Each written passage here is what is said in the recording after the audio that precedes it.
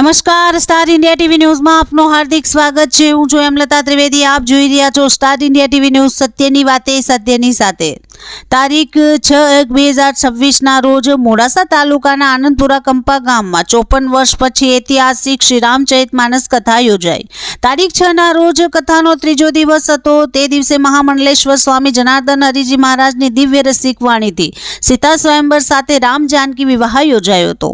પરિવાર સાથે રામ સીતાની જોડી બનાવાઈ। રામચરિતમાનસના પાત્રોની વેશભૂષા જોઈ વાતાવરણ ખૂબ જ ભક્તિમય થઈ ગયું હતું।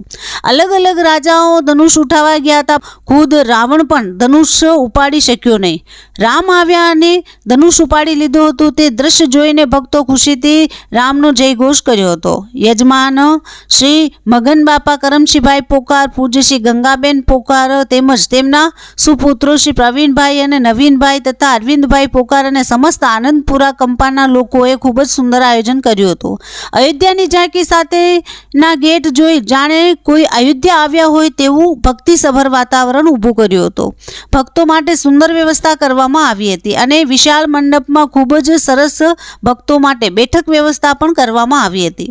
સાથે ભજન અને ભોજન 2 ટાઈમ સતત 10 દિવસ સુધી ચાલી રહ્યું છે। વડીલો વૃદ્ધો માટે ખૂબ જ સુંદર સુવિધા જમવા માટે કરવામાં આવી છે। મહામંડલેશ્વર સ્વામી જનાર્દન હરિજી મહારાજના રસિક ભક્તિમય વાણી સાથે આજે હજારોની સંખ્યામાં ભાવિક ભક્તોએ લાભ લીધો હતો। અરવલ્લી જિલ્લામાં આવી ભવ્ય અયોધ્યાની ઝાંકી સાથેની કથા અને હજારો ભક્તો સાથે પ્રથમવાર જોવા મળી હતી।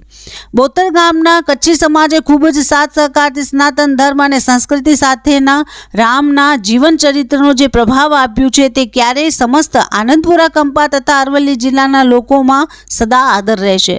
Star India TV news reporter Alka Pandya, Modasa, Aravalli.